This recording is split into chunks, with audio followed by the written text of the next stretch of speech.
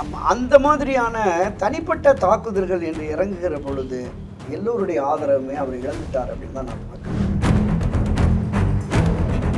அவருடைய வாழ்வாதாரத்திற்காக போராடும் விவசாயிகள் மீது குண்டர் சட்டம் பாய்ந்தது என்பது இந்த திராவிட முன்னேற்ற கழக ஆட்சிக்கு மிகப்பெரிய கரும்புள்ளி.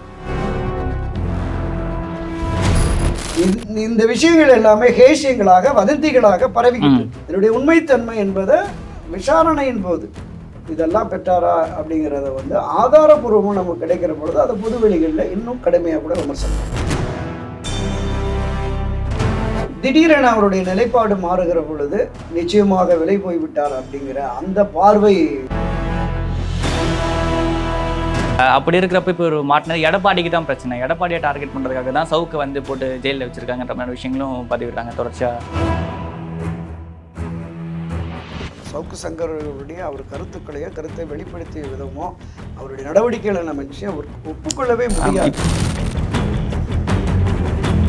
இந்த மாதிரி ஆட்சி அதிகாரத்தில் இருக்கிறவர்கள் காவல்துறையினர் தங்களுடைய அதிகாரத்தை துஷ்பிரயோகம் செய்து அத்துமீறி நடந்து கொண்டால் காவல்துறையினர் மீதும் அரசின் மீதும் இருக்க நம்பிக்கையே மக்கள் இழந்துருவாங்க.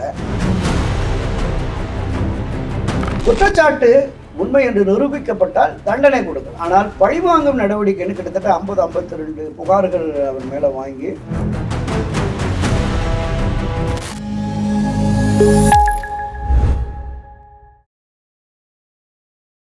நாதஸ்மய நேயர்களுக்கு வணக்கம். பரபரப்பான இந்த அரசியல் சூழ்நிலை குறித்து மூத்த பத்திரிகையாளர் துரைகர்ணா அவர்களுடன் விவாதிப்போம். வணக்கம் சார். வணக்கம் சார். இதுதான் தமிழ்நாடு அரசியல் களத்துக்கு வந்தோம் அப்படின்னு பார்த்தீங்கன்னா, சவுக்கு சங்கரோட அரெஸ்ட், இதுக்கு காரணம் என்னவா இருக்கும்னு நினைக்கிறீங்க? அந்த அவர் பேசின அந்த ஒரு விஷயம் மட்டும் தான் காரணம்னு நினைக்கிறீங்களா, இல்லை இதுக்கு பின்னாடி பின்புலமாக வேறு ஏதாவது காரணம் இருக்குன்னு நினைக்கிறீங்களா? இல்லை, இப்போ சவுக்கு சங்கர் அவரை பொறுத்தளவில் யூடியூப்பில் அவர் பேசுகிற விதம், எடுத்துக்கொள்ளுகிற விஷயம், வெளிப்படுத்துகிற கருத்து, அந்த கருத்தை வெளிப்படுத்துகிற போதான அவர் உடல் மொழி, இது ஒரு பெரிய ஒரு இரிட்டேஷன் அது எல்லா மக்கள் மத்தியிலுமே இருந்தது. அவர் அரசுக்கு எதிராக பல விஷயங்களை கொண்டு போகிறாரு, அரசனுடைய குற்றங்களை ஆதாரபூர்வமாக வெளிப்படுத்துகிறார் அப்படின்னு அதில் எந்த மாற்று கருத்தும் இல்லை. தரவுகள் அடிப்படையில் சரியான விஷயங்களை முன்னெடுத்து அதை அந்த கருத்தை வெளிப்படுத்துகிற பொழுது நிச்சயமாக ஊடக தர்மம் இருக்கு. தனிப்பட்ட தாக்குதல்கள் கூடாதுங்கிறது. ஏற்கனவே ஜட்ஜு கூட இருந்தவங்களை பத்தி, அந்த ஜுடிஷியல் டிபார்ட்மெண்ட் இருக்கவங்களை பத்தி பேசி தான் ஜெயிலுக்கு போயிருந்தார். திருப்பி போலீஸ் டிபார்ட்மெண்ட் பத்தி அதுதான் சொல்றாரு. அந்த மாதிரியான தனிப்பட்ட தாக்குதல்கள் என்று இறங்குகிற பொழுது எல்லோருடைய ஆதரவுமே அவர் இழந்துட்டார் அப்படின்னு தான் நான் பார்க்குறேன். அவர் முதல் முறை அரெஸ்ட் பண்ணுற போது ஏராளமானவர் அவருக்கு பின்புலத்தில் இருந்தாங்க. நீங்கள் குறிப்பிட்ட மாதிரி பல வழக்கறிஞர்கள், இளைஞர்கள் அவருடைய ஒரு துணிச்சலான ஊடகவியலாளராக இருக்கிறார் அப்படிங்கிற பார்வை இருந்தது. அதில் முதலமைச்சர் குடும்பம் தொடர்பாக அதாவது அரசியல் ரீதியாக, ஆட்சி ரீதியாக தவறுகளை சுட்டி காட்டுவதில் வேறு, தவறுகளை சுட்டி காட்டுகிற பொழுது ஒரு நெறிமுறையை கடைபிடிக்கணும். அதுதான் ஊடக தர்மம் நாம் சொல்கிறோம். அதை கடந்துட்டார் அப்படின்னு தான் நாம் சில பதிவுகளில் பார்த்தோம். அதே போல் இந்த குறிப்பிட்ட விஷயம் காவல்துறை தொடர்பாக, அந்த உயரதிகாரி தொடர்பான விஷயங்கள் இருக்குல்ல, அந்த விஷயத்தை முன்னெடுக்கிற பொழுது அவருடைய தவறுகள், துறை ரீதியான தவறுகள், அதை சுட்டி காட்டுங்க. அவர் மேலே உள்ள குற்றச்சாட்டுகள் என்ன அப்படிங்கிறத நீங்கள் ஆதாரபூர்வமாக சொல்லுங்கள். அதை விடுத்துட்டு பெண் காவலர்கள் அவன்னா பெரிய ஆணழகனா, அவன் முன்னாடி போகிறாங்க, அவன் ஏதாவது பதவி உயிர் கிடைக்கும், தேவையான இடம் கிடைக்குன்னு போய் அவனோட போகிறாங்க, வைக்கிறாங்கன்னு எந்த ஆதாரத்தின் அடிப்படையில் அதை பேசுகிறாங்க? சப்போஸ் அவர் மேலே ஹராஸ்மெண்ட் கம்ப்ளைண்ட் ஏதாவது ஃபைல் ஆயிருந்து, இப்போ ராஜேஷ் மாதிரி ஏதாவது ஒரு கேஸ்ல ஏதாவது மாட்டியிருந்து அதாவது பேசியிருந்தாருன்னா ஆமாம், சரி, ஓகே அப்படின்னு. அப்போ இது நிச்சயமாக ஏற்க முடியாது. இப்போ இந்த அடிப்படையில் கைது என்றால் அந்த கைது நியாயமானது தான். புகாரின் அடிப்படையில் வழக்கு பதிவு செய்து கைது. ஆனால் இதை தாண்டி அவர் வண்டியில் கஞ்சா இருந்ததுன்னு ஒரு கஞ்சா வழக்கு, சிறையில் போய் நான் ஒரு பதிவே போட்டிருந்தேன். சட்ட ரீதியாக புகார் வருகிறது, வழக்கு பதிவு செய்யுங்கள், நீதிமன்றத்துக்கு கொண்டு போங்க, விசாரணை நடத்துங்கள். உரிய விசாரணை நடத்தி குற்றச்சாட்டு உறுதி என்றால் கைது செய்யலாம். அதன் மீது நீதிமன்றத்தில் போய் விசாரணை நடத்தி குற்றச்சாட்டு உண்மை என்று நிரூபிக்கப்பட்டால் தண்டனை கொடுக்கலாம். ஆனால் பழிவாங்கும் நடவடிக்கைன்னு கிட்டத்தட்ட 52 புகார்கள் அவர் மேலே வாங்கி ஒரு 4-5 புகார்கள் மீது எஃப்ஐஆர் போட்டு வழக்கெல்லாம் பதிவு பண்ணிட்டாங்க அப்படின்னு. குண்டாஸ் போட்டிருக்காங்க. அதான் தொடர்ச்சியா வந்து ஒரு சில பேர் டார்கெட் பண்ணி குண்டாஸ் போடுற மாதிரி இருக்குன்னு சொல்லிட்டு ஹைகோர்ட்டே கொஞ்ச நாள் சொல்லி அதுதான் சொன்னேன். இந்த மாதிரி ஆட்சி அதிகாரத்தில் இருக்கிறவர்கள், காவல்துறையினர் தங்களுடைய அதிகாரத்தை துஷ்பிரயோகம் செய்து அத்துமீறி நடந்து கொண்டால் காவல்துறையினர் மீதும் அரசின் மீதும் இருக்க நம்பிக்கையே மக்கள் இழந்துருவாங்க. நாளைக்கு யாரை வேணாலும் என்ன வேணாலும் பண்ணலாம் அப்படிங்கிற மாதிரி. ஏன்னா ஏற்கனவே வந்து இந்த அரசு மேலே இருக்க ஒரு விமர்சனம் பார்த்தீங்கன்னா, மேல்மலை போராட்டம் விவசாயிகள் மீது குண்டர் சட்டம் போட்டது தான். ஆமாம், அது எப்படி ஒரு போராடுற விவசாயிகள் மேலே எப்படி நீங்கள் குண்டர் சட்டம் போடுவீங்கன்ற மாதிரி பெரிய கண்டனமே அது எழுந்துருந்துச்சு. அதுதான் சொல்ல வர்றேன். மாவட்ட நிர்வாகம் தன்னுடைய நிர்வாகத்தின் கீழ் இவ்வளோ பெரிய தொடர் போராட்டம் நடக்குது, இதை முடிவுக்கு கொண்டு வரணும்னு அவங்க பர்சனல் ஈகோ மாதிரி எடுத்துக்கிறாங்க. ஒரு நீங்கள் குறிப்பிடுற மாதிரி விவசாயிகள் தங்கள் பிரச்சனைக்காக போராடுகிறார்கள். பிரச்சனையை தீர்க்க வேண்டிய கடமை இந்த அரசுக்கு உண்டு. நீங்கள் அவர்களை கைது பண்ணுங்கள், நீதிமன்றத்துக்கு கொண்டு போங்க, நீதிபதி ரிமாண்ட் பண்ண சொன்னால் பண்ணுங்கள், இல்லை விடுதலை பண்ண சொன்னால் பண்ணட்டும், அரசு தரப்பில் அழைச்சி அவங்க பேசட்டும். அதை விட்டுட்டு தொடர்ந்து 2-3 போராட்டத்தில் பங்கேற்றார், எனவே இவர்கள் மீது குண்டர் சட்டத்தில் நாங்கள் போடுறோம் அப்படின்னா, நீங்கள் மிகப்பெரிய சமூக விரோதிகள், ரவுடிகள், தொடர் குற்றச்சாட்டில் ஈடுபடுவர்கள், கஞ்சா, போதைப்பொருள், சாராயம், கள்ளச்சாராயம் காய்ச்சுவர்கள், இப்படிப்பட்டவர்கள் மீது தான் குண்டர் சட்டம் பாய்ந்தது. குண்டர் சட்டத்தை அப்படிதான் அவங்களாம் ஜாலியாக கட்சியில் சேர்ந்து போஸ்டிங் வாங்கிட்டு வெளியே சுற்றிட்டு இருக்காங்க. உண்மை அதுதான். தொழில்முறை ரவுடிகள் கூட அரசியல் கட்சியில் சேர்ந்து பொறுப்புகளை வாங்கிட்டு இருக்கிற பொழுது சாதாரண விவசாயிகள், தங்களுடைய வாழ்வாதாரத்திற்காக போராடும் விவசாயிகள் மீது குண்டர் சட்டம் பாய்ந்தது என்பது இந்த திராவிட முன்னேற்ற கழக ஆட்சிக்கு மிகப்பெரிய கரும்புள்ளி. அது மாற்றவே முடியாது. அதனுடைய நீட்சியாக பத்திரிகை துறையில் இருக்கிற, ஊடகத்துறையில் பணியாற்றிய ஒரு நண்பர் மீதும் குண்டர் சட்டம் என்பது மீண்டும் அந்த பாதையில் தான் காவல்துறை போகுது அப்படிங்கிறது நிச்சயமாக இதை ஏற்க முடியாது. ஏற்கனவே ஒரு சாட்டை துரைமுருகன் மேலே இதே மாதிரி ஒரு விஷயம் தான் குண்டாஸ் போட்டிருந்தாங்க. இவர் முதலமைச்சர் குறித்து கொஞ்சம் அவதூறாக பேசிட்டாரு அப்படின்னு சொல்லிட்டு. நார்மலாக அவதூறாக பேசினதுக்கு கேஸோ இல்லை அதுக்கான அரெஸ்ட்டோ, ரிமாண்டோ, ஜெயிலோ அதெல்லாம் வேறு. இந்த மாதிரி பேசினதுக்கு குண்டர் சட்டம்ன்றது எப்படி நியாயமாக இருக்கும்? அதுதான் சொல்ல வரேன். இந்த மாதிரியான கருத்துக்கள் போடுற போது அவதூறு வழக்குகள் தான் போடுவாங்க. இவங்க முன்னாள் முதலமைச்சர் ஜெயலலிதா இருந்தப்பெல்லாம் அவதூறு வழக்கு அடங்கிட்டு போயிட்டே இருக்காங்க. நூற்றுக்கணக்கான வழக்குகள் இருக்கும். அது அப்படியே நீர்த்து போயிடும், காலப்போக்கில் அப்படியே போயிடும். அதுதான் அவதூறு வழக்கு என்பது. மரியாதைக்குரிய பொதுவுடைமை கட்சியினுடைய மூத்த தலைவர் திரு நல்லகண்ணு மேலே கூட போட்டிருந்தாங்க அவதூறு வழக்கு. பல பத்திரிகையாளர்கள் மீது போட்டிருந்தாங்க.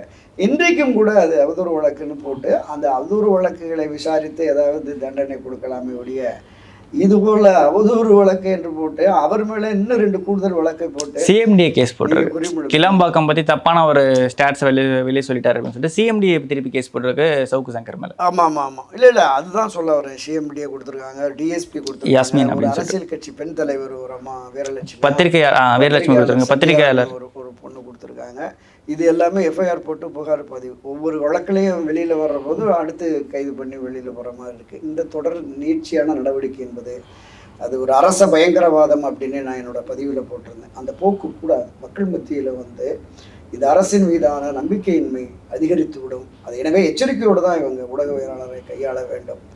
நீங்கள் ஒரு விஷயத்தை கொண்டு போகிறாரு, அந்த விஷயம் வந்து சரியானது இல்லை, காவல்துறையில் பணியாற்றும் பெண்கள் மீது அவதூறு பரப்பக்கூடிய அளவிற்கு இருக்கிற பொழுது அதுக்கான அந்த நிறைய சட்டங்கள் இருக்குது. இப்போ போக்சோ சட்டம் வரைக்கும் கொண்டு வந்துட்டாங்க. ஸோ இந்த சட்டத்தின் அடிப்படையில் வழக்கு பதிவு செய்து விசாரித்து அதற்குரிய தண்டனை எதுவோ அது வழங்கினா தண்டனை அனுபவிச்சுட்டு போகணும். இல்லை, இவர் ஊடகவியலாளர்னா அழகாக இவரே ஒரு கேஸ் கூட ஃபைல் பண்ணியிருக்கலாம். உமன்ஸ் கமிஷனுக்கோ இந்த மாதிரி இருக்க பெண் போலீஸ்க்குலாம் வந்து ஒரு ப்ராப்ளம், அது அந்த தப்பு இருக்கு, அந்த மாதிரி போட்டு இது பண்ணியிருக்கலாம். ஆனால் அவதூறு அவர் ஆபாசமாக பேசுறதுன்றது வந்து ஏற்க முடியாது. நம்ம சவுக்கு சங்கருடைய அவர் கருத்தை வெளிப்படுத்திய விதமோ அவருடைய நடவடிக்கைகளை நம்ம நிச்சயம் ஒப்புக்கொள்ளவே முடியாது. இப்போ ரீசெண்டாக இவர் மூத்த பத்திரிகையாளர் ஏகலைவன் அவர் வந்து ஒரு பதிவு ஒன்று போட்டு ஒரு வீடியோ ஒன்று போட்டிருந்தார். இவர் உண்மையாகவே எப்படி சம்பாரிச்சு தான் வாங்கினாரா இல்லை கஞ்சா விற்று வாங்கினாரா சொத்துக்கள்லாம்? இவ்வளோ சொத்துக்கள் இருக்குன்னு சொல்கிறாங்களே, ஒரு இவர் எப்போ எல்லா இடத்துலையும் நான் ரொம்ப நேர்மையான ஊடகவியலாளர்னு சொல்லிக்கிறவருக்கு எப்படி இவ்வளோ சொத்து வந்துச்சு? அது ஒரு குறுகிய டைம் பீரியடுக்குள்ள அந்த மாதிரியான விஷயங்களையும் அவர். அதாவது யூடியூபை நடத்துகிறவர்களும் சரி, யூடியூப் சேனலில் பங்கேற்கிறவர்களும் சரி, நெறியாளர்களும் சரி, மற்றவர்களும் சரி, அவர்களுக்கானது மிக குறைந்த அளவிலான வருமானம் தான், அவங்களுடைய ஊதியம் தான் கிடைக்கும். ஆனால் கோடிக்கணக்கில் இடம் வாங்கியிருக்கிறார், வீடு வாங்கியிருக்கிற மாதிரிலாம் வருது.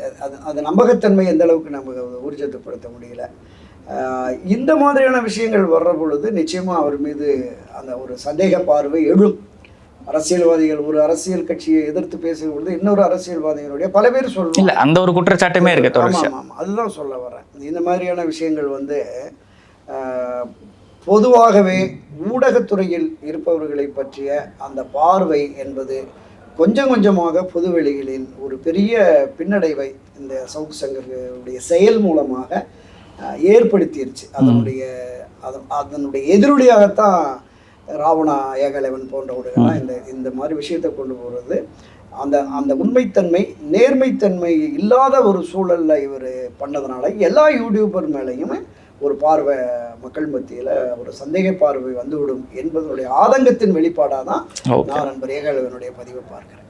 Okay sir. சார், இதை தாண்டி வந்து பார்த்தீங்கன்னா சவுக்கு சங்கர் வந்து அதிமுகவோட வியூக வகுப்பாளராக செயல்பட்டார், தேர்தல் வியூக வகுப்பாளராக இருந்தார்.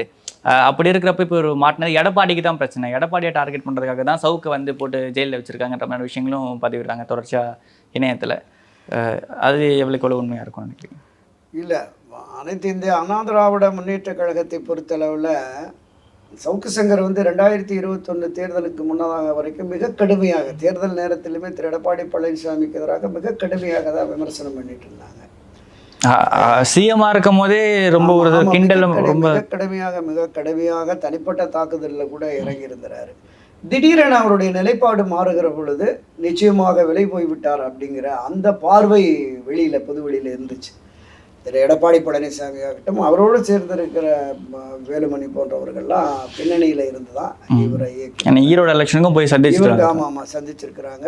இந்த 2021 தேர்தலில் பாஜகவிலிருந்து வெளியில் வந்தால் ஒரு மெகா கூட்டணியை கட்டமைப்பதற்கு வியூக வகுப்பாளர்களாக ஏற்கனவே இந்த பிரசாந்த் கிஷோர்கிட்ட பணியாற்றிய ஒரு நண்பரும் அவரோடு தன் நண்பர் சவுக்கு சங்கரும் இணைந்து அப்படி ஒரு முயற்சியை மேற்கொண்டார்கள் அப்படின்னு நம்ம தகவல் இருக்குது, பொது தகவல்கள் இருக்குது. டெல்லியில் கூட பேசினாங்க, திருமாவளவனை கூட பேசினாங்க, காங்கிரஸில் கார்கேவெல்லாம் கூட சந்தித்து பேசினதாகலாம் 2021 காலகட்டங்களில் பரவலாக இந்த தகவல்கள் இருந்தது.